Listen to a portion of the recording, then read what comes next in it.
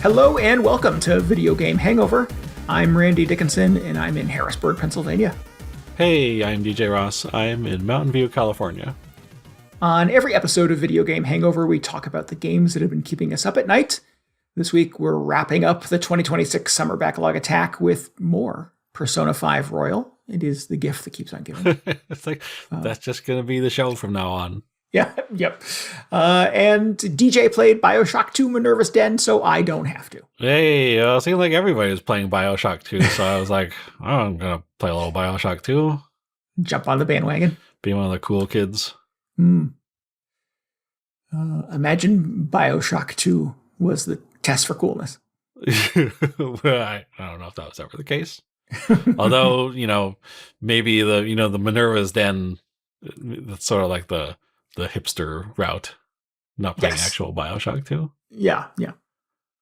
Cool. All right. Well, yes, that is. It's the final week, final batch of updates from the Backlog Attack. Although I leave for vacation tomorrow as we're recording this, and I am taking my Switch with me to keep plugging away at Persona because I've barely scratched the surface of this 3,000-hour game. So I suspect I will have more to say about Persona at some point in the future. I'm still so surprised that the Royal version, like that new character, I just assumed that was a replacement protagonist. But if they're just like an extra character, you really are just playing the same game, like 90% of the same game again. Yeah. Yes.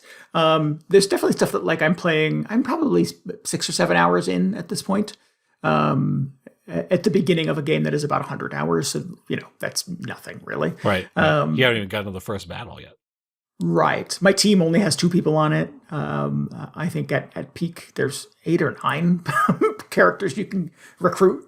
So yeah, I'm just starting to do some stuff, and it feels very familiar. Although there have been a couple of story beats. There's certainly some flashier animations and things like that where I'm like, I don't remember that. And I'm not sure if it's new or if it's just my memory of it is not quite there. But yeah, I have read on the internet that the bulk of what is new about the Royal thing is these additional characters that ultimately can join your team. And there is another semester of school you can do with other social links and connections and battles and stuff like that. So, and that will not happen until much later in the game. So I think, it's going to be a lot of the same stuff I've already seen.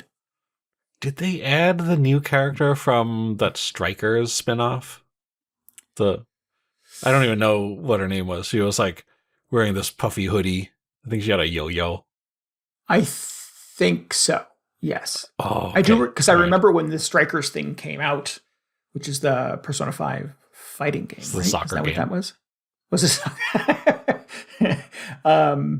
It was. I read somewhere that if you have not finished Persona 5, that is a spoiler, because that character is in, I guess, a direct sequel. No, it's not. It's not a fighting game. It was a direct plot sequel to Persona 5, right? The Strikers? Right. That was my understanding of it. This is weird. It's the Dragon Warriors game. I guess it's not soccer or fighting game. It was a Muso thing. I just think it's Muso. It just sounds like it should be a soccer game. It does, yeah. But I remember they did a Persona 5 crossover with Dragalia Lost. Well, that game still existed. But it was specifically with Strikers. It wasn't just Persona 5. So they had that new character, and I was like, "Oh my god, this is the coolest character I've ever seen!" Just this huge hoodie. She looks like the Michelin Man or something. Yeah. But then I was like, but I only like the sort of Dragalia Lost version of the character because it was using the same really squatty kind of big-headed character art that all the Dragalia Lost characters had. So if I someday, if I end up playing Persona 5 Royal, and she's in there, but just with normal human proportions, I'm afraid I would just be like, oh, what is this? I don't like that. What happened to the other character? Let's bring that back.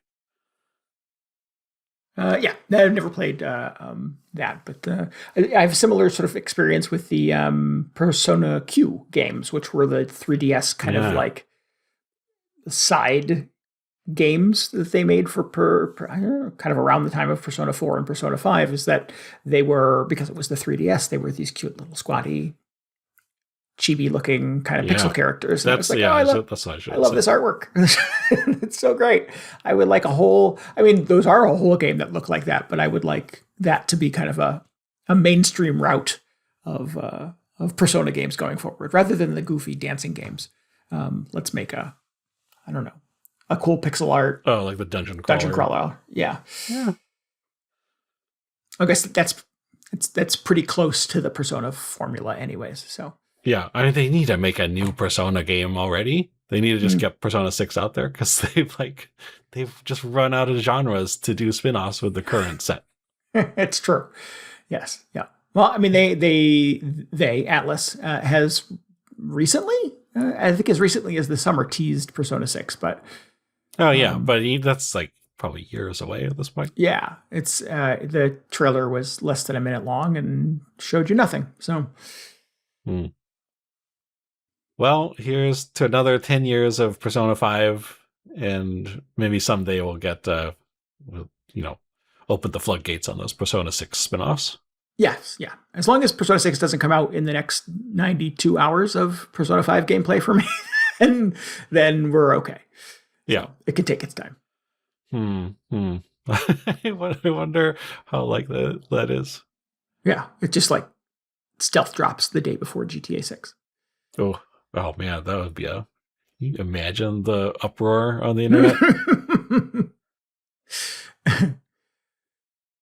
The entire world calls in sick to work. Yeah. I feel like that would take care of the overlap between that and the Ocarina of Time remake releasing on the same day. That's just everybody. Yes. Yeah. It's everybody in the world. Yep. And then that, like, the Nintendo Online and Xbox Live and PlayStation Internet, or whatever they call the PlayStation one, all the PlayStation Network, just all go down simultaneously. Oh yeah, yeah.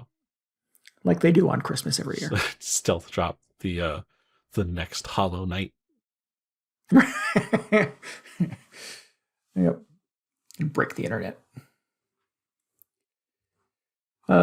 So yeah. Any reflections, DJ? Anything noteworthy or memorable about your backlog attack experience for 2026? About the backlog? No, I had a good time with my list this year. I really like Tower of Druaga, so I keep saying that I'm going to go back and play more of it. But yeah, just a surprisingly still playable game from like 30 or 40 years ago. Probably the thing I enjoyed most on my list, which was crazy. Cool. That was the one that was sort of like the kind of prototype for the Legend of Zelda. Is that accurate? Yeah, that's very accurate. The one with all the hidden secrets you have to suss out yourself, or with the help of other arcade goers. But that was a lot of fun. I really enjoy sort of like, I guess, just secrets in games and not having everything like spoon-fed to you, like a lot of modern games will. Yeah. Like, oh man, I like playing BioShock 2 this weekend. Like, it feels like if you stand still for more than 30 seconds, it's like, would you like to press the select button and get a hint? It's like, no, I'm just taking a break. Just like, give me a minute.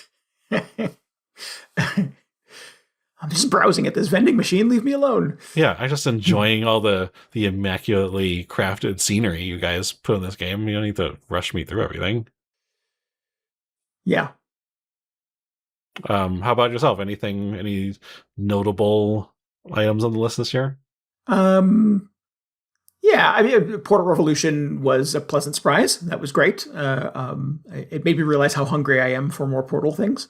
The good news is there's yet another Portal. I mean, there's probably a lot, but there's another Portal fan-made expansion that features co-op. So maybe you and I can jump into that at some point. I'm interested in that. Is that the time travel one? Yes. Yeah. Okay. Well, we'll see how it goes, I guess. I'll talk you through it, DJ. Okay. I'll hold your hand. And yeah, I have a lot of like mixed emotions about 1,000 Times Resist. I think like at a high level, it's a lovely game, sort of beautifully assembled, beautifully written, beautifully voice acted. But it's just way too long. It's just way too much. It's not that long. It's so long. What are you doing? It just does not. It doesn't have enough story to justify its runtime. I don't think. Okay, so I like went back and looked at my Switch stats, and it looked like I got through it in about 13 hours. I don't know how that's possible. I think that's about. I mean, that sounds about right to me because I keep saying it's like an hour per chapter, and there are definitely times when I either got lost or I didn't know what to do, or if I was just taking my time, taking in the scenery or whatever. But like 13 hours seems decent. So I don't know what's going on your end. I have 15 hours of playtime, and I'm on chapter 7 of 9. And yeah, I decided that's enough. I really don't. That's enough. Oh man. Okay. Yeah. I watched the end on YouTube.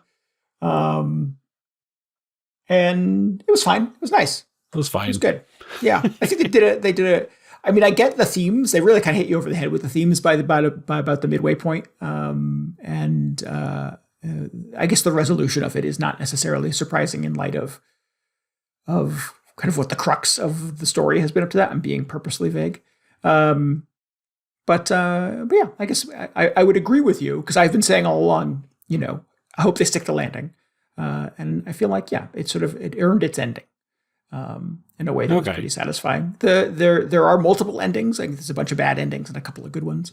And good and bad, I think, are relative to a certain degree. The video walkthrough and recap that I watched went down the path of all of the potential endings. Interesting. So that was satisfying as well.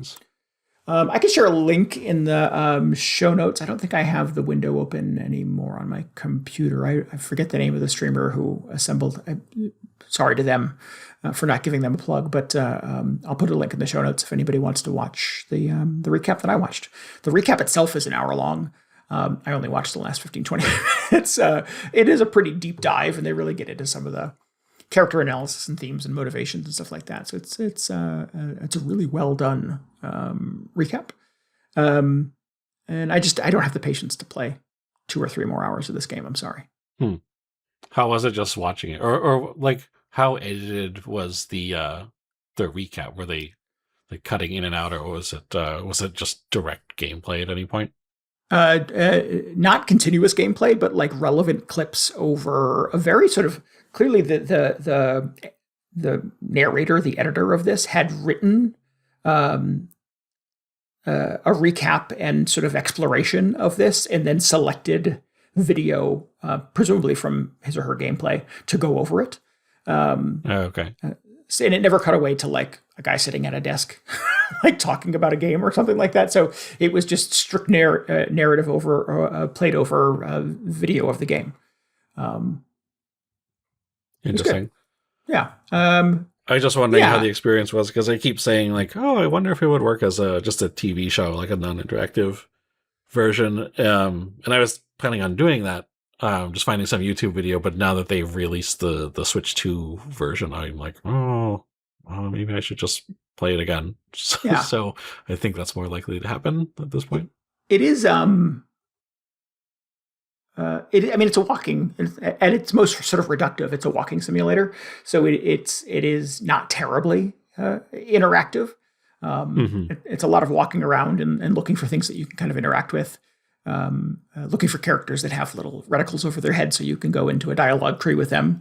You're not really making any choices that sort of like shape the story, at least early on anyways.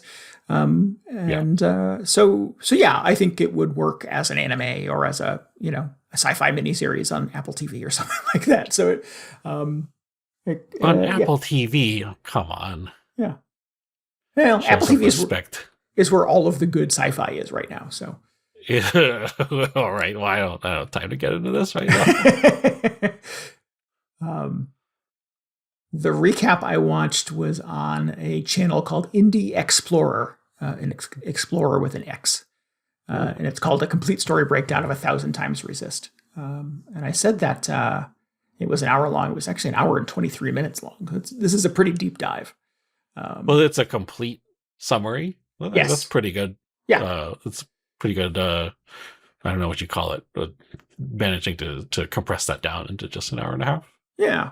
And it's not like a literal like story beat after story beat. It's like I said, there's some pretty interesting detours and analysis of the story and the characters and stuff too that goes with it. So it was really well done. Kudos to this creator for assembling this and making my life a little bit easier here. So I will put a direct link to it in the show notes. But Indie Explorer is the channel on YouTube. Nice. Yeah. No, I liked it. I think I liked it. I don't know. I don't make video games, so I'm not sure how easy it would be to sort of condense this into something that felt a little less meandering. But I'm satisfied by my playthrough and very curious about the developer's next game. Yeah. So am I. I'm like, I'll probably just play anything that they make at this point based on 1,000 Times Resist. But I'm very curious to see where they take it. Yeah. So yeah, that is one of those games that has been sitting on my Steam Deck for well over a year at this point, and that's not terribly long as far as backlog games go, but it's one of those things that keeps coming up as sort of like, oh my god, it's such a good game, you have to play it. Mm-hmm. So I'm glad I did. There was another, not to just go into my YouTube history for this week, but there's also another video that I watched a chunk of. I didn't watch the whole thing, but it was the developers of Mouthwashing, which is a game that you and I played in the past year or so, and I think both really liked. Interviewing the developers of 1,000 Times Resist and talking about sort of indie game development and story development and character building and stuff like that. It was really, I think it is the folks who did Mouthwashing. It's their podcast essentially, but there's a video version of it as well on YouTube. That was really interesting, particularly if you're interested in how indie games get made and et cetera, et cetera. So I would recommend that too. I'll drop a link to that in the show notes as well. Cool. So yeah, I think those are probably my two.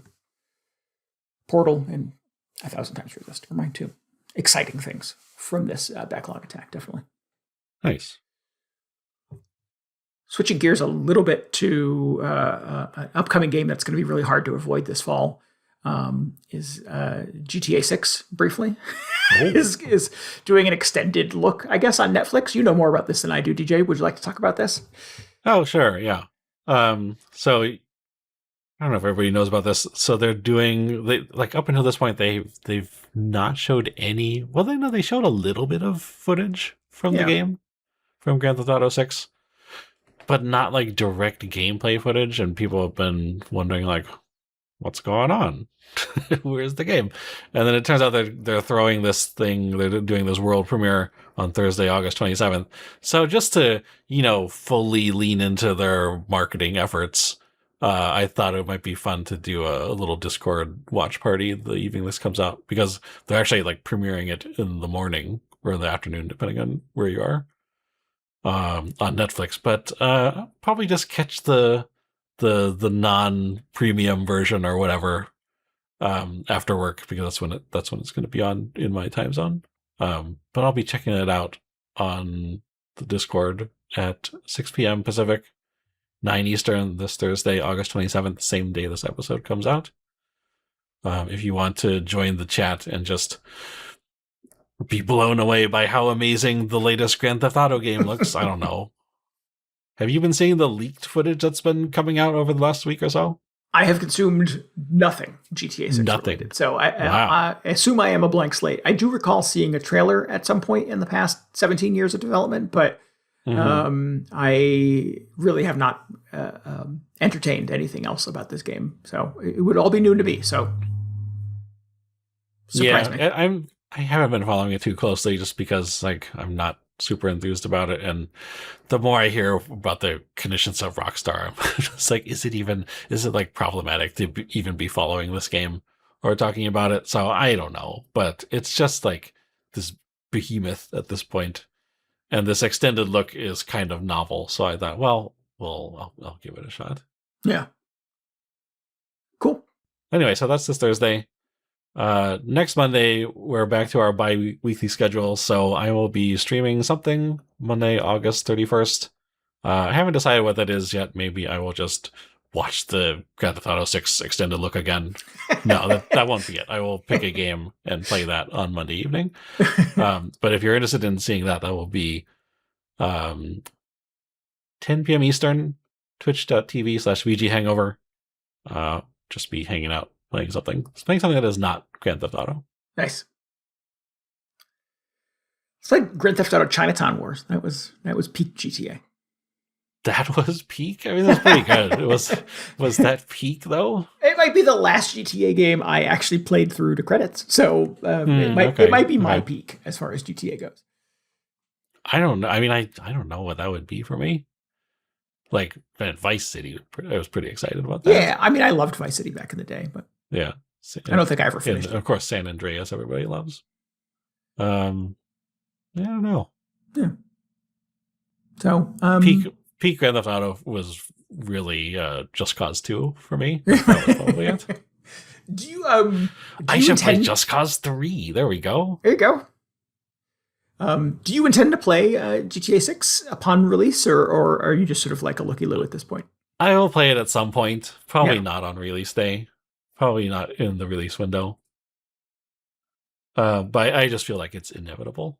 Yeah. Like death and taxes. Yes. Well, at this point, it might as well just be a force of nature. I mean, I can't deny that I was incredibly into the earlier games. And by that I mean like GTA 3 on. My enthusiasm definitely dropped off around Grand Theft Auto 5, which I've talked about at length. But who knows? Like maybe there's time for more GTA. Although, as I said, this one does feel much more problematic than everything up to this point, just because of what we know about Rockstar as a developer. Yeah. So there's also that factoring in. Yeah.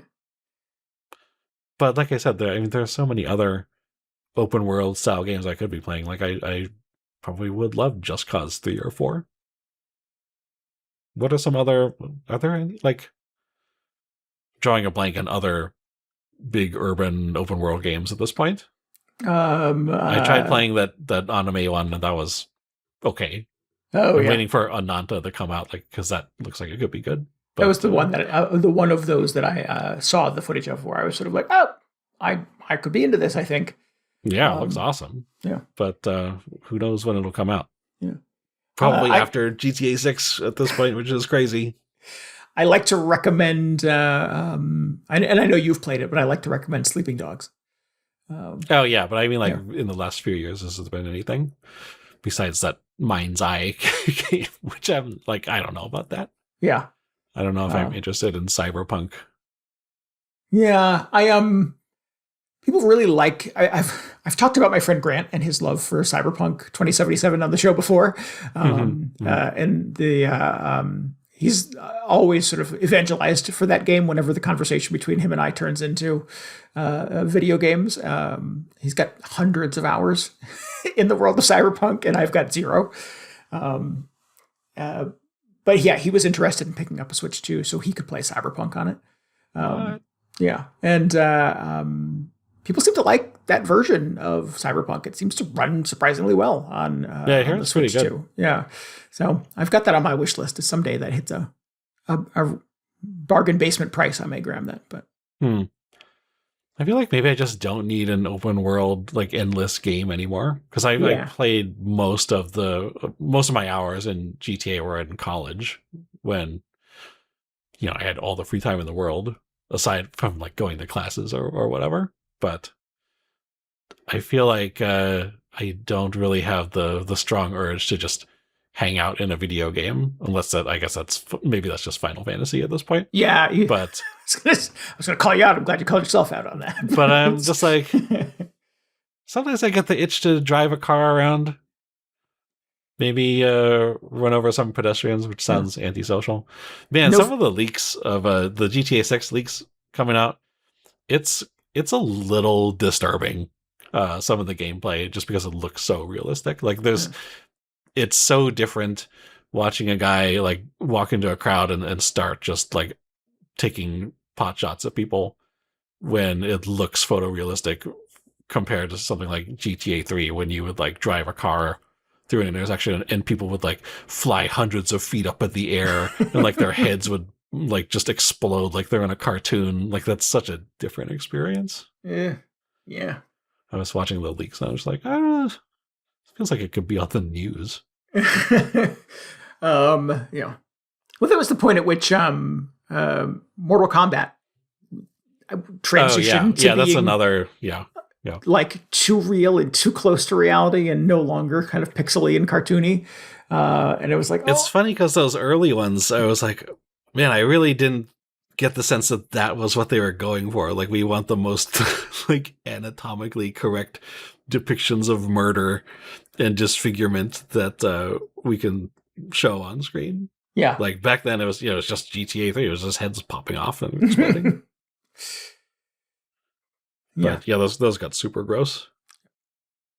Yeah, I remember us watching one of the reveals from Mortal Kombat X or something like that, and we were like, "Oh, this is hard to watch." Yeah, just that 1 year where all the E3 previews were all about like graphic dismemberment, just super bone crunching. People were like, how do we get to this point? Somebody gotta pump the brakes a little bit. Yeah, just because you can do it on a PS5 doesn't mean you should. Right. Cool. So I feel confident saying that if there's got to be other people in our community who are not the most excited about GTA 6 kind of occupying all of the air. What's the word? Taking up all the air? Sucking up all the air? Sucking up all the oxygen. That's the phrase I'm looking for. Oxygen, yeah. In gaming this fall, the video game hangover will be able to present you with an alternative. If all of your gaming podcasts and streamers are tied up with GTA this fall, we'll have other stuff going on. So make sure you hit the subscribe button.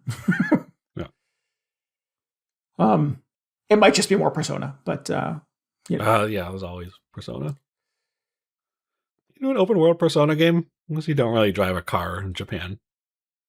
Do you think they'd ever do a Persona that's set outside Japan? Yeah. Does that defeat the whole purpose? Do they only have those weird Persona demons, like those are exclusive to Japan? Your summons wouldn't work if they went to another country for a little bit. Yeah. It'd be interesting if somebody tried to make like an American Persona game. I don't know. Can't imagine what those collectible demons would be. It would just be like gross Grand Theft Auto NPCs. Yeah. Just American politicians. It'd be like Florida Man. I summon, I evoke Florida Man. Yeah. And the Tiger King. Yeah. Yep. Which is like the lesser arcana of the Florida Man. Yeah. Yeah, right. Now he evolves into Florida Man if you feed him enough other personas or however it works. I'm sure somebody's working on this right now. Undoubtedly. Yeah. So what else? We do want to give some shout outs to folks in our community who are keeping the fire burning with the backlog attack as we come up on our kind of final days of August here. We had a new member of the VGH community join our Discord to share their backlog attack games with us. So I want to shout out to, I believe it's Jinja Ninja, who is plugging away at Psychonauts Mind's Eye, the aforementioned Mind's Eye. Yeah, somebody's got to do it. As well as a game called Unheard and Tokyo Xanadu, which are two I'd not heard of prior to this. Yeah, you hadn't heard. Okay. Yeah, maybe I should stream Mind's Eye. would that be a disaster? It might be informative. Well, pretty. What's the word I'm looking for? Pretty varied list. Some interesting stuff on there. Sure. A shout out to Twisted Link, who has been going super hard the Backlog Attack this summer, and was defeated in his attempt to play Eternal Darkness. Yeah, I like this a lot. It's like usually the games don't fight back this hard. Yes, yeah, but it just did not want to be played apparently. So, Yeah. But yeah, no, I got a game-breaking bug at some point in the course of a late stage of this game, and just was not able to continue. So, and learned an important lesson in multiple game saves that day. I don't know if it was a bug, but it was just one of those cases where, like, it's a survival horror game, right? And you just didn't have the resources to continue, which is like kind of my greatest fear playing those early games, or like the early Resident Evils, especially. It turned out they were fine, but there are definitely cases where I think like, oh, actually, I think in Resident Evil 1, I actually did run out of bullets, but also I was probably, I mean, I was going to say I was using too many bullets. Just using them indiscriminately, yes. Yeah, like you really got to like ration them a little bit more. But that was like, the first game I'd played like that, so I didn't know what I was doing. I thought we were here to shoot zombies. I was just trying to shoot zombies.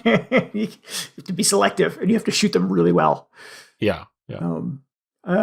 It's interesting because I interpreted his recap of the situation as a glitch, but I guess it is just, I'm reading it again now on our Discord, and it was really just sort of like the way that these old games were built. That if you had not made the right number of preparations and choices up to that point, you could find yourself in an unwinnable state.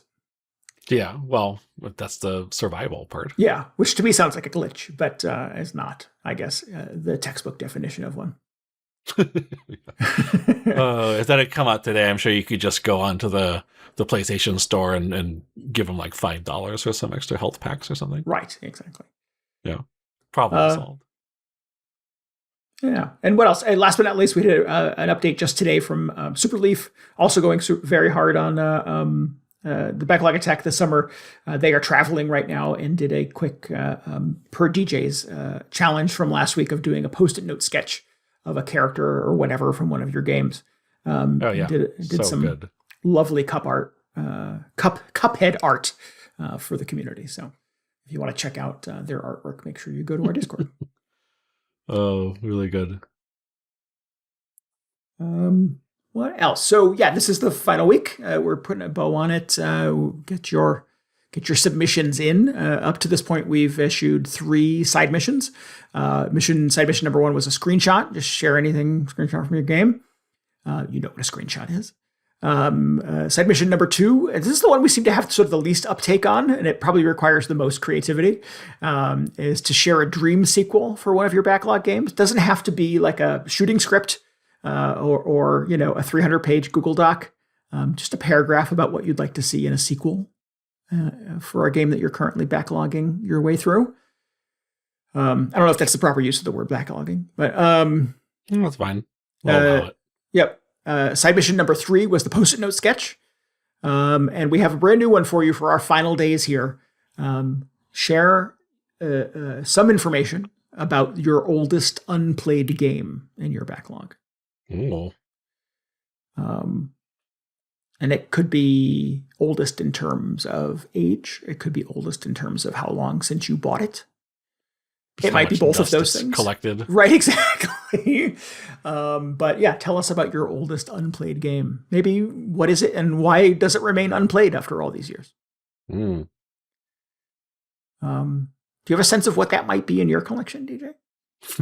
Well, now I'm thinking like there are definitely some PS2 games that I bought that are still in shrink wrap. I think that's as far back as it goes. Like I'm pretty sure I played all my PS1 games. If I was just going by like release date, I think it's probably Thief. On I just picked it up on Steam at some point. It came out around, I want to say 98 or 99. Feels like the Deus Ex era. But it could be good. I should bump that up the backlog list. Play that next year. Yeah, I played one of those Thief games. They eventually said they made a bunch of sequels to it, I think, but at some point one of them came out and it was. I think I was they tried to sort of reboot the series recently. I was in a Deus Ex Dishonored kind of mood, and it seemed kind of right in line with those things. Yeah, by recently, I mean, it was probably 10 years ago at this point. But I think they just announced a remaster of the original Thief coming out soon, which is cool. Oh, that's kind of fun. Yeah, that's not my style, though. I'm going to go back and play the old one. Although, no, I'll wait to see how the remake turns out to see what sort of approach they're taking, because I really did enjoy that Wizardry update. But it would be cool to see just what the original was like, because that was it's kind of one of the first real stealth games, or one of the games that gets cited when you talk about like a pure stealth experience. Right. Cool. Well, yeah, in classic VGH fashion, then you should play that old one while I play the new one. Yeah. Okay. Well, yeah, we'll see. And we'll compare notes. See how they match up. I don't know oldest unplayed. I for a long time I was very good about playing every video game that I bought, and at some point I sort of lost track of it. So I the oldest games in my collection, you and I were talking before the show, is I have a PS1 version, a copy of Silent Hill, but I've definitely played that. I certainly played that a lot in college. It's a good one. I have the Die Hard trilogy for PS1. Just couldn't bring myself over all these years to part with it. So, but I've definitely played that. But you played it though. Yes, yeah. There are 3 games on there, and I've played all of them. Did you have a light gun to go with whichever one had the light gun support? I must have. I don't think I ever had my own light gun, but in college it was always my roommate's systems. I almost never had my own video game system, so I would just, when they were at classes, I would play them. So yeah, probably he had a light gun, I'm sure. Nice. Yeah, because those were like ports of one of those anyways was a port of an arcade game, and you needed the shooter, you needed the gun. I think those were like, I think you're thinking of Die Hard Arcade, but that was a different game. Oh, right? I thought it was the Die Hard trilogy was the arcade game. No, well, there was Die Hard Trilogy for PS1, which was like the 3 movies. Right. But then there was like this, like if you want to go get into it, it was like a Japanese arcade game that they sort of rebranded as Die Hard Arcade. And I don't know if they ever did a home port of that. But that was fun. That was like a 3D brawler. Oh, geez, I don't think I remember that. The guy looked vaguely like Bruce Willis. So they're probably like, all right, let's just go for it. I like video games that have characters that look vaguely like Bruce Willis. Yeah. I remember playing it in the arcades, and there were like the second player was this blonde woman, and I was just like, I don't know who this is supposed to be. Like, who's this character that they just sort of invented? Is this like maybe from one of the Die Hard movies I haven't seen? And then it turned out it's just completely like it's a Super Mario Brothers 2 situation. It's like a completely different game. Oh, no connection to the actual Die Hard movies. No, it was not based on a Die Hard character. Although it would have been great if in one of the later Die Hard movies they attempted to like connect the two, where like, oh yeah, this is the character from the arcade game who makes a cameo. It would be really good. Yeah, but I think I would have to dig through some boxes and look through my shelves to sort of figure out. I'll come prepared for the next episode with what my actual answer to that would be, because I'm fairly recent to the whole Steam thing, so I don't have a lot of really old games on Steam. I'm looking at my Steam collection right now. Like the oldest game on here is not that old, Undertale. Well, that is really, it really is not that old. No. Oh man, I'm going to find the oldest game you can buy on Steam and gift it to you. It's going to be like an albatross. I've got Red Faction 1 and 2 on here, and I've not really played those. Those are old games. I have one of the old Prince of Persia. I attempted one of those one day. Oh, like one of the 3D ones, not like the OG Prince of Persia. No, this was the emo Prince one that they did that kind of bombed. Okay. That I think in hindsight people were like, no, it was good. I must have bought that on Steam at some point but it says last played never. Now I'm gonna go get you one of those like Namco arcade collections. I'm gonna get you the Tower of Druaga. You can play that a little bit. That should be fun. Yeah. All right, cool. Well, so there are those are your side missions. All 4 of them. Do them if you want. Maybe a little extra credit in the backlog attack here, but we are just a few days away from selecting the winner of our backlog attack 2026 grand prize. Yeah, you have until the end of the month. The end of was October 30. Not October. August 31st. Yep. So yeah, there you go. Excellent. Any other show business? I don't think so. No, I think we covered it. Would you like to talk about BioShock 2 Minerva's Den? Yeah, so I play a little BioShock 2. Everybody's playing BioShock 2. I already talked about that. Yeah. I felt like you playing BioShock 2 removed any possible desire for me to ever play BioShock 2. Because basically your description of it was like, okay, yeah, that's exactly how I expected the game would be. And I don't have any more interest because of what you're describing in playing more of this game. Like BioShock 1 was fine, but at the end of it, I was not like, I need more BioShock immediately. Right. And I think that is sort of like the easy criticism of BioShock 2, not the DLC that DJ played, but the main game itself, is that it really is just more BioShock. It's just more BioShock. Yeah, I mean, you're in the same place, and you have a new villain and a new main character, but everything else is more or less kind of the same, but just in worse shape. And you're still doing all of the things that you did in BioShock 1. So it does not feel like a compelling expansion of the BioShock world by any means. Mm-hmm. Although that is kind of what gamers want sometimes. So yeah. I'm a little surprised it didn't go over better with people. Because I would have expected, whenever they announce a sequel to something these days, a lot of the time, if it looks like it's just more levels or whatever, people are thrilled. But apparently I was ran in some very discerning circles back then. So so good on everybody I was hanging out with at the time. But it also, they released this DLC a few months after the game came out called Minerva's Den. And this one, I feel like even since, in the years since it came out and since BioShock 2 has become ancient history, people still speak very highly of this. And in fact, a lot of the reviews I was checking out, even like recent Steam reviews, say, oh, it's not just the best BioShock sort of like thing. Like, it's not just their favorite sort of BioShock game. It's like one of the best DLC episodes of all time, which seems like kind of sticks in my head. Like, oh, really? Okay. So I've been very curious about this for the longest time.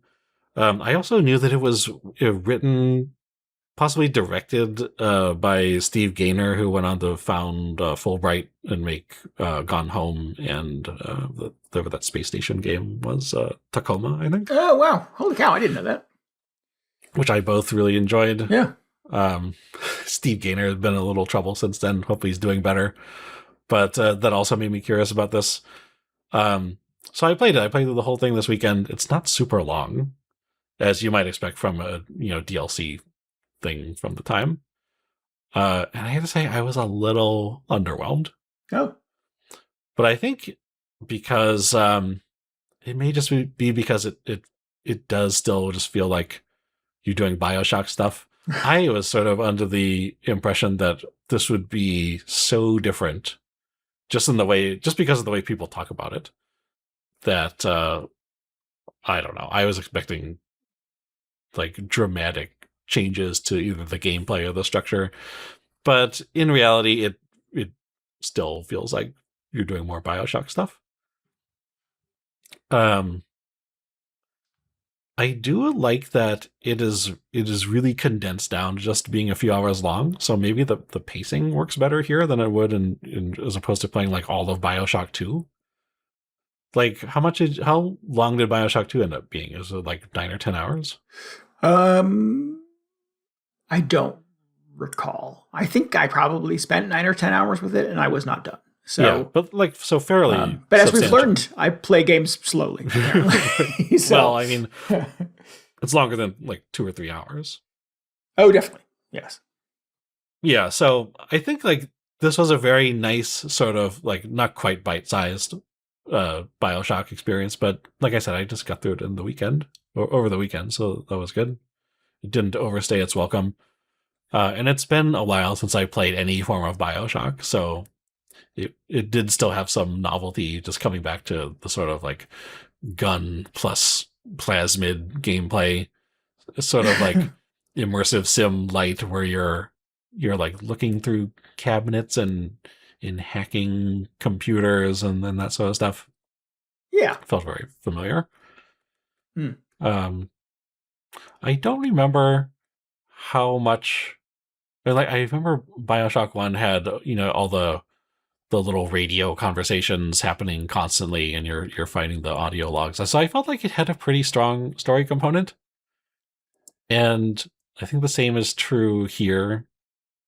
The thing, I guess the thing where my expectations get sort of like muddled is that I feel like maybe if I had played this closer to release, it would have felt much more novel, like it was doing something like that differentiated itself more from BioShock 1 and 2. Mhm. But playing it now after, you know, we've gotten like a decade and a half of like first person shooters and just sort of action adventure games with stronger story components, that it's no longer like a special unique thing. It's like, oh, this is just most games at this point have a pretty strong story emphasis and have sort of the same like puzzles or like environmental puzzles that you're solving. Yeah, there's so much writing on the walls on this, like literally, you know, the old sort of like just blood scrawled on the wall, like Right, of like course. that was just a trope at some point. Like, yeah, that's still going on in this, so that felt like a throwback. You run into so many cases where people have written stuff that is completely absurd to have like. What was there's like at some point I think you run into the main villain's office, and there's a safe on the desk, and it just scrawled on the desk in chalk or something. It's like mine, all mine. Like why would you write that? It's just it feels so in the middle of a cliche. heist. Yeah. Yeah. So that was kind of fun. But That's I feel like that sort of stuff, it really does feel like a product of its time. A slice of mid 2000s video gaming. Yeah. Yes. But, you know, it was still kind of fun to revisit a little bit of BioShock. It does do so aside from just feeling very familiar, it does do some interesting things with the story, but not in a way that felt super distanced from what BioShock was already doing. I feel like it's sort of a trap you run into when you have a game that has like a big twist in the same vein as BioShock, where there's going to be this temptation for any follow-up to just have a similar twist or have to come up with something that raises the stakes even more. Right. And then the curse of M. Night Shyamalan. Yeah, exactly. And I think there's sort of an attempt in this to do something similar, which is like, I feel like it's still kind of interesting, but also like a lot of the big reveals in this I kind of saw coming from a mile away. But I should give it more credit because it was like, again, this is like 15 years old at this point, so it was attempting things that not a lot of other games had done at this point. And is it? Sorry, you didn't have the benefit of playing BioShock 2. I don't know if we call that a benefit, but do you find that it kind of works self-contained, or do you feel like you were missing some thread? Oh yeah, no, it totally works on its own. I think there are Nice. a few callbacks to things. I think probably things that happened in BioShock 2 or may have even been BioShock 1. It's been so long. But it's largely self-contained. You are playing as another Big Daddy because it's on the BioShock 2 engine or whatever. And you're, I guess, in a new section of Rapture, which is sort of like the area where they develop all the advanced technology that goes out through the rest of the city. So that was kind of interesting. You go through a few like labs, and there's this one section which feels like sort of not exactly like a World's Fair or something, but they just have a lot of the stuff out on display, which I thought was cool. It fits in very well with the sort of like faux 1930s whatever decor that's happening throughout the rest of the game. Right. I guess not faux 1930s, like it actually was from the 1930s in the game universe.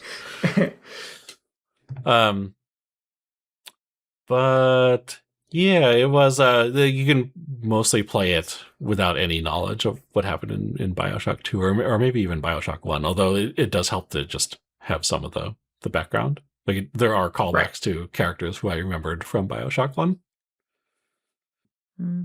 But yeah, so I felt like it was kind of just revisiting BioShock 2, at least for me, playing it in 2026. There is a sequence at the very end, and not to give anything away, or not trying to give anything away, but like the last sequence, you're making your way out of the city, and there's a section where you go through sort of like one of the characters' labs and see all the work that he's done. And at that point, it like puts away your weapons and plasmids, so you're like not shooting anything, you're not looting the environment anymore. You're just observing stuff. And that to me felt like, oh, so this just is like the prototype for Gone Home, or like every single walking simulator that came out after it. Oh, interesting. Yeah, so I was trying to imagine what that would have felt like. Did they really not have sequences in shooters back then where you were just walking through stuff? I guess not, because it was such a scandal for you to not be shooting stuff constantly when those games started appearing. Yeah, I mean, there were brief. There's definitely stuff in I can't pick one specifically, but like I think the Call of Duty campaigns that nobody plays. Inevitably, there is some like talky bit where like you don't have a gun in your hand, and they're getting a little bit of story exposition before they put a gun in your hand and you go off and do the thing. But I think it's probably common and not indicative of a greater design choice on behalf of an auteur developer. Yeah, I feel like, I mean, it's definitely far less common back then. So that was a really interesting glimpse into just like where games would go. Right. But other than that, I was like, maybe it's just been built up too much. I don't know if I would say it's like the best, like one of the best DLCs of all time, but I mean, I don't know what I would put in that category at this point. So maybe, no, maybe it is. Maybe it was pretty good. I'm certainly like, I feel like this made much more sense for me to play than to go through BioShock 2. Like it was a very manageable experience. And like I said, it didn't overstay its welcome. So that was good. I think more games could maybe learn from the pacing in this. Good. I mean, why would you spend your time playing a thing that almost no one has liked, BioShock 2, and instead play a thing that a lot of people seem to like, which is this little piece of DLC? Yeah. Cool. Well, that's interesting. I'll have to get to it. Yeah, I don't. I don't know if it would have as much appeal to you, having just played, countless hours of regular BioShock 2. But it is like, if you just have a weekend, if you have 2 or 3 hours free, and you're kind of looking for something little. I mean, I was going to say similar to BioShock 2, but it really just is more BioShock 2. Right. You do have this big laser gun, which I don't think was in the regular game, BioShock 2, which I was like, oh man, is this in the regular game? Like, I feel like there would be way fewer people complaining about it if you just had this laser gun the whole time. But I think it is actually exclusive to Minerva's Den. I was saying, I don't recall getting a laser gun, so yeah. But I was like, I was using that all the time. I'd be angry if I quit just before they put a laser in my hand. Yeah, just they give it to you for the last 90 seconds or something. Right. I was surprised because they start out and you've got the big drill arm because you're a big daddy, and I thought, well, okay, I'm just gonna be using this all the time.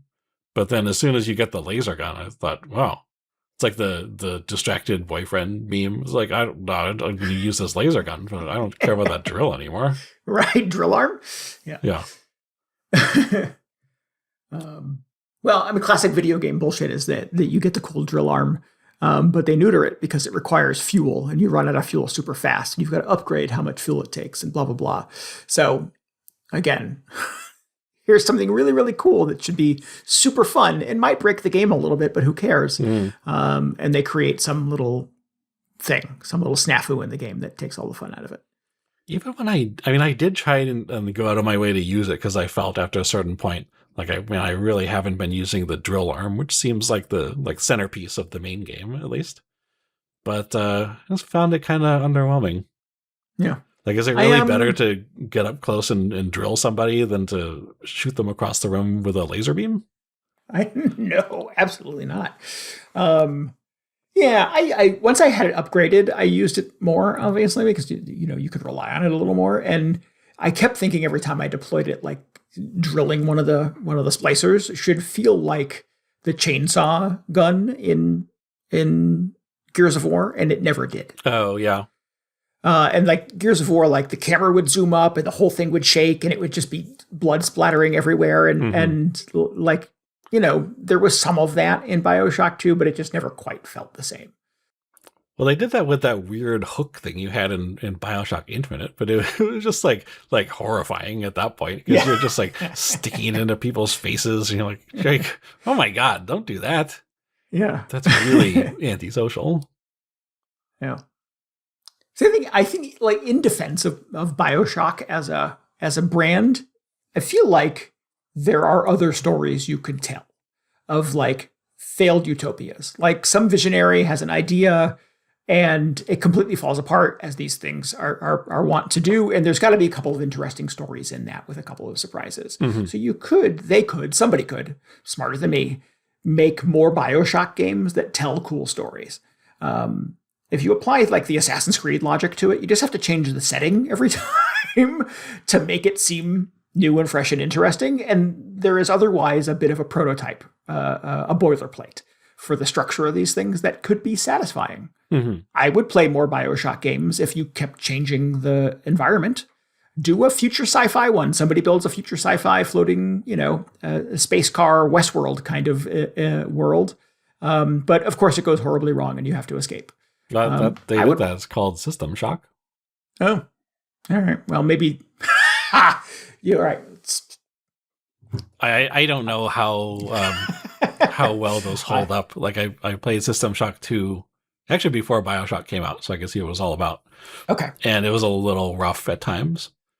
But I haven't checked out the remake. There are like various degrees of remake out at this point. I think for at least System Shock 1. That'd be cool though. Yeah, I didn't realize that was the plot summary of System Shock. It's more or less like you're on a spaceship and things have gone poorly. Yes. The ship in System Shock 2 though is like one of my favorite environments in video games. It's really good. Well, I mean, I like BioShock Infinite more than you do. Quite a bit more, I think, than you do. But I feel like there are more things that can be done with the BioShock license, and I don't know that anybody's interested in doing them. Yeah, well, so it's a bummer. Unfortunately, that like this and ultimately Infinite and Ken Levine wanting to go on and do other things. I mean, who knows? His new game may just be a BioShock game in everything but name. I think that's what it is, isn't it? Like, I don't even think you need the license specifically, but like somebody could just make a game about, a failed utopia, if that's what you're going for. Or right. There are probably so many games about just rooting through like the aftermath of something and listening to audio logs, if that's what the BioShock means to people. Yeah. I mean, yeah, it's true. I don't know if it's like, I need there to be plasmids or whatever. But I do like just kind of the immersive sim feel of it, even though I feel like it's not a true immersive sim. Yeah. Just like going through the environment and picking up clues and unraveling this mystery or whatever. But doing it in a way that is more engaging than 1000 times Resist, apparently. Maybe if you had plasmids, maybe that would have fixed up that game. Sure. Um, Interesting. Yeah. I think Judas is the Ken Levine game, the new one. Yeah. Who knows when that will ever come out, but yeah. I mean, the more I think about it, yes. What was that game the Dishonored devs did, Arcane? Prey? I should just play Dishonored 2. Or Prey. Prey. Prey is... Prey's on a spaceship. Yeah, on a spaceship. It is a version of a failed utopia. Yeah, your right hand is a gun, your left hand is a special power. It is basically a BioShock game. Yeah. Interesting. All right. I haven't fully explored this, but as I'm talking, I'm saying it out loud. I feel like maybe I've answered my own question. I mean, like, if you just want sort of the narrative, like, mystery component, there's got to be like hundreds of those out there. Yeah, I like that too. I'm a fan of that. Doesn't I do like a twist. A big daddy stomping around. Right. Yeah. I'm kind of wary about the twist just because of like the stuff that I was saying before. Like, not every game needs a big show-stopping twist. Prey has one too. Now, I don't know if that's a spoiler 100 years on, but Prey has a show-stopping twist as well. So okay. Maybe I just need to play Prey again. I mean, like, that really wasn't well regarded when it came out, but since then I've heard people speaking very highly of it. So that also has a DLC that people love. There's a Moonshot, I think, was the DLC for Prey that everybody was like, oh my God, this is the best. That was the one that just had all the creepy spiders jumping out at you all the time. I didn't care for that. Yes, there was a version of the alien infiltrator in Prey that was a spider. Yeah. But you like go into a room and there'd be like 2 laptops on the table. And you're like, okay, at some point, one of the laptops is going to jump at me and it's going to play a really loud noise. Like, I don't need that for 20 hours. Yep. Prey in a nutshell. Yep. All right. And then you get to root through filing cabinets and drawers and look for weapons and audio logs and files about the people who were there before you. And yeah. It all feels very familiar. See, that's just Gone Home, but you have a gun. Yeah, that's true. All games are ultimately just Gone Home. Yeah. Maybe they should make one of those where you have a gun, but you never like find bullets for it. You're just like, when do I shoot the gun? What's the Chekhov thing? Yeah, I was going to say, Chekhov's game. No, Chekhov's gun, the game. And it's just like, you never get to shoot the gun. It's like, you show a gun in the first act. So good. Somebody's got to do that for like a game jam or something. Good time. All right. Well, thanks for checking that out. I was interested in it, and just obviously time got away from me, and lack of enthusiasm for BioShock 2 got away from me, and I'm glad you liked it. Yeah. I think, if you can stomach more BioShock 2, maybe you should take a few weeks off or something. It actually is a pretty fun little story. Cool. Plus you got, laser gun. It's always a good time. Sure, I'll take lasers all day. There are so many weapons in this. I forgot how many weapons they gave you. And in this one, since it's only 3 hours long, they just are continuously handing you new weapons to use. I'm just like, oh man, I don't even have time for all these weapons. We're still having fun with that other one. Yeah. Cool. I've been playing more Persona 5 Royal, as I mentioned. It's a pretty shaky premise for a podcast for me to say. I don't know that I have a ton of new stuff to say about kind of the early hours of Persona 5 Royal.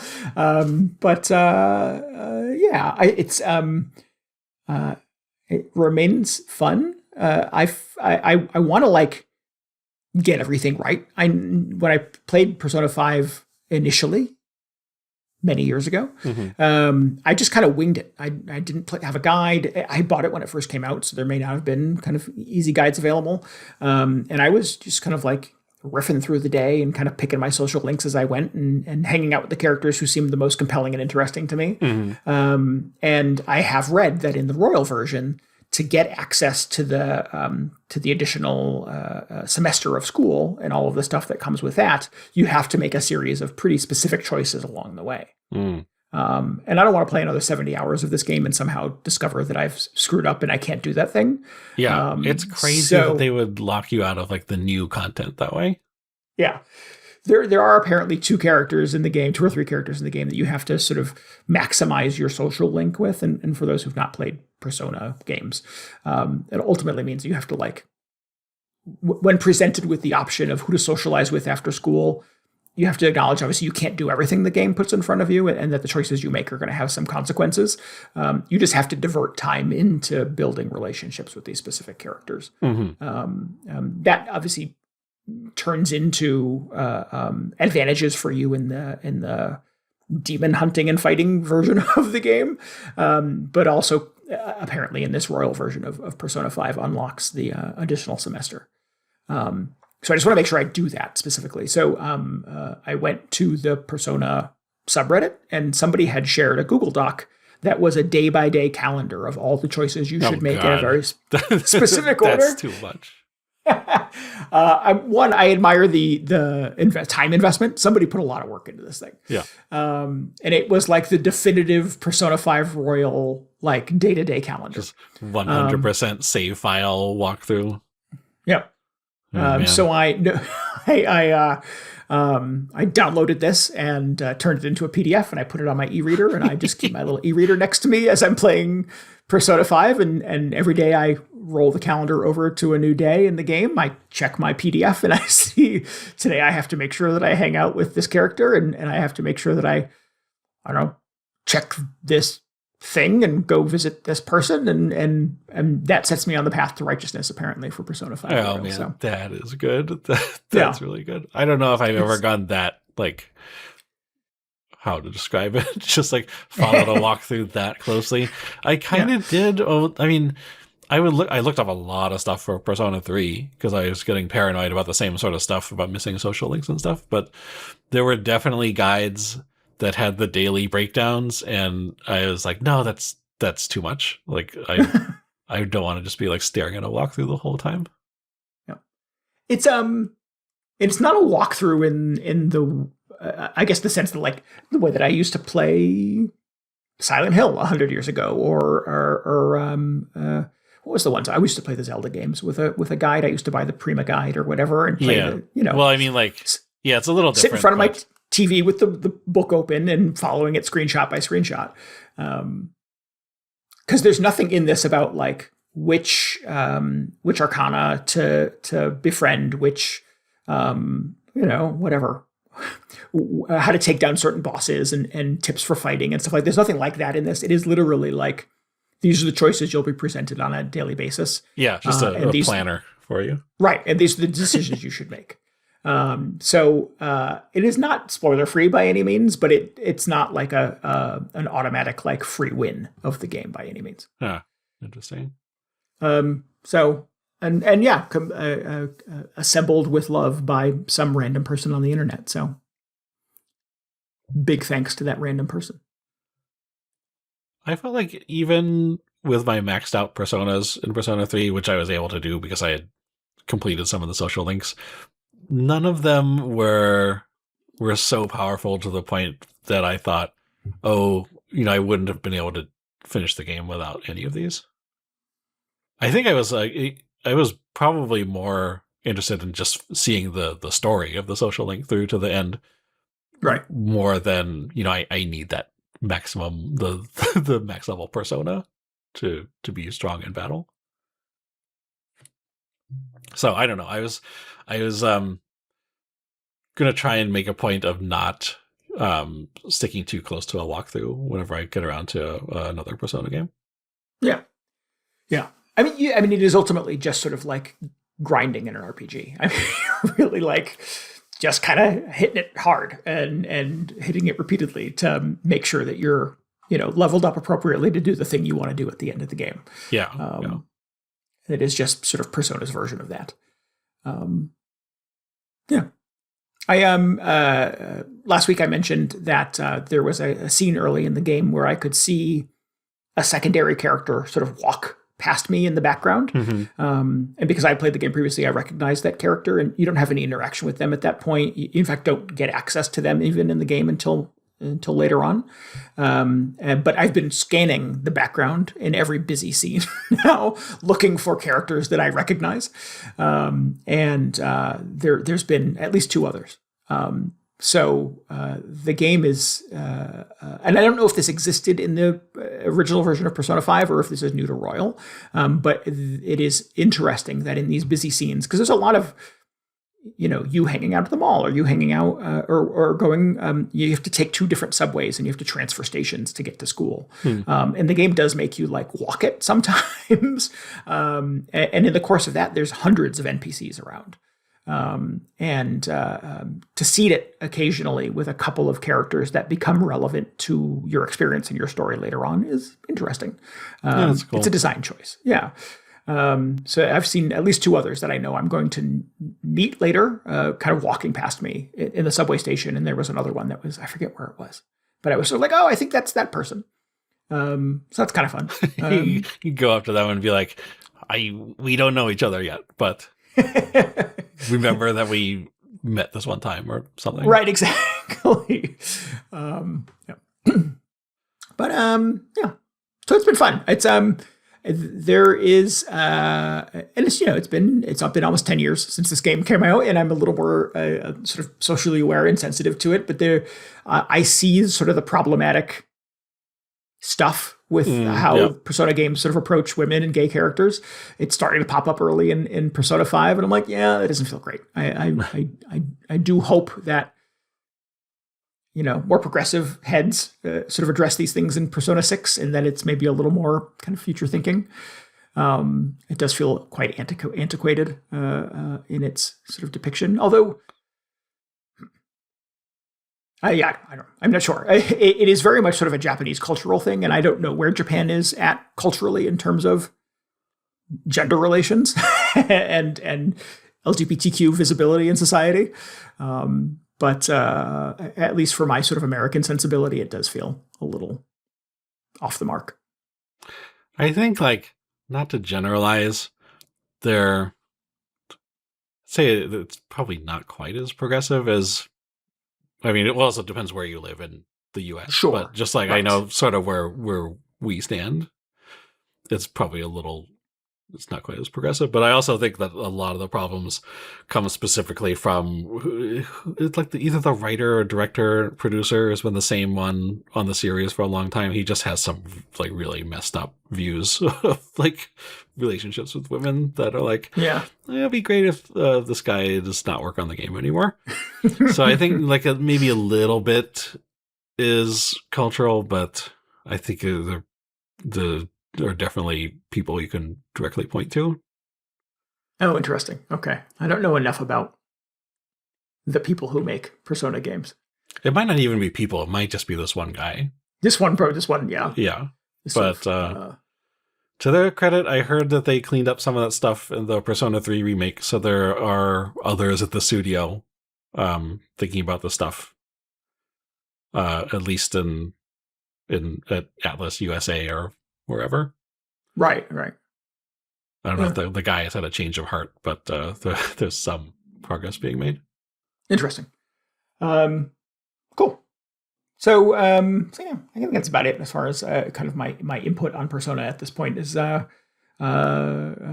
continue to like it. It continues to look great. It is definitely sort of the prototype for where this type of kind of RPG ultimately kind of is in 2026. I think there are a number of games. What was the one from last year? Metaphor Refantasio, that clearly sort of like has a lot of links back to Persona 5. Mm-hmm.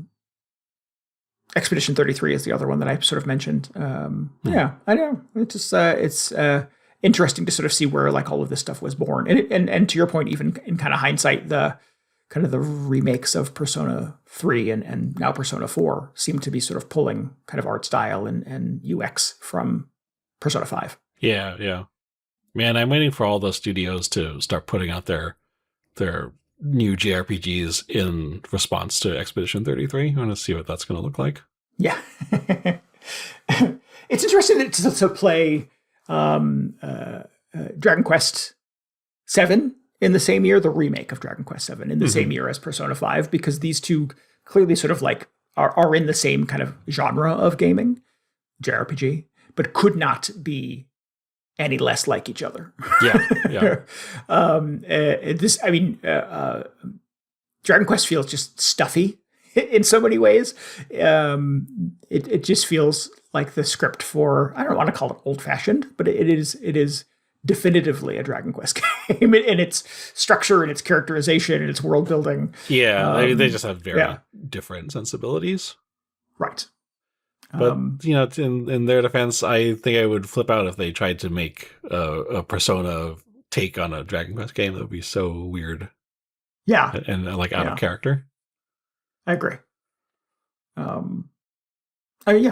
already have Persona games. Just keep making Dragon Quest games. Yeah. Or don't, or just make something else. I don't know. Sure.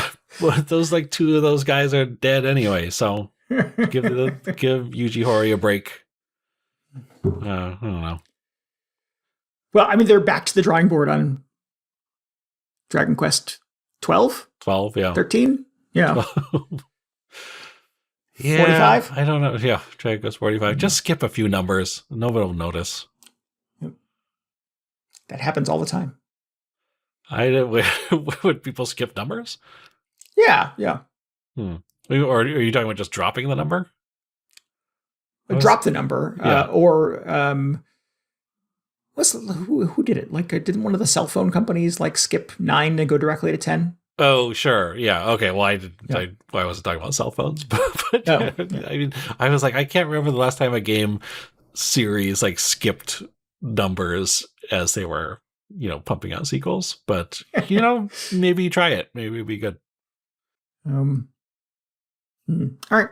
I have a last but not least. I didn't tease this at the top, and I didn't share this with DJ, but in our Discord we have a daily games channel, and it has been the place where a couple of us drop our like Wordle scores every day and stuff. Shout out to Russ Greeno for introducing us to a game called Putt.day, Putt Day. It is a hole of mini golf that you play every single day. Wow. And it's super fun. I don't know if it's procedurally generated or if there's actually a human being on the other end who is designing these holes, but it is fun and weird and challenging. I haven't gotten through a single one of them yet in less than like 13 strokes. So I'm not good at it by any means. That's so many. It's a lot, yeah. And it has the usual stuff. It's got like, windmills and tunnels and things like that. But it also has weird little stuff like black holes and other little obstacles.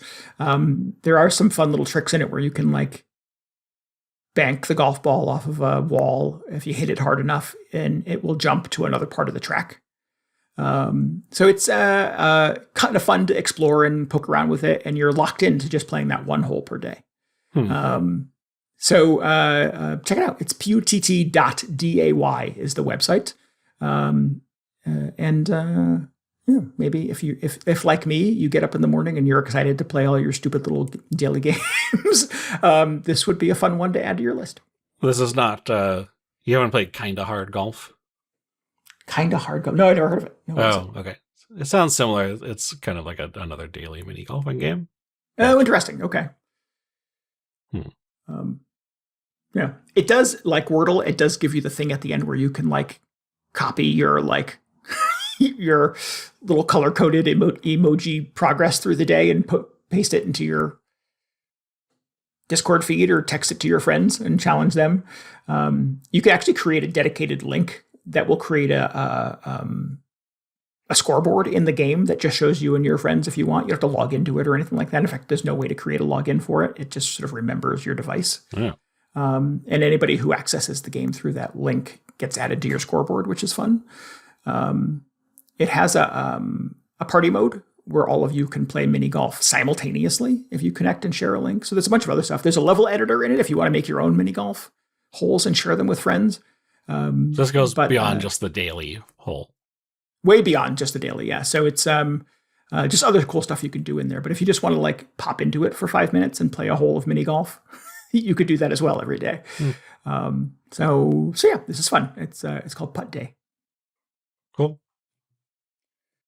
I guess we should wrap it up. Probably should wrap it up, right? Yeah, I think we covered everything. Yeah. And by everything, we mean Persona, BioShock, and putt.day. Right. And GTA, of course. Yeah, of course. There's always, got to fit some GTA in there. Otherwise, can we even call ourselves a video game podcast if we don't talk about Grand Theft Auto? We certainly can't call ourselves the only video game podcast. Yeah.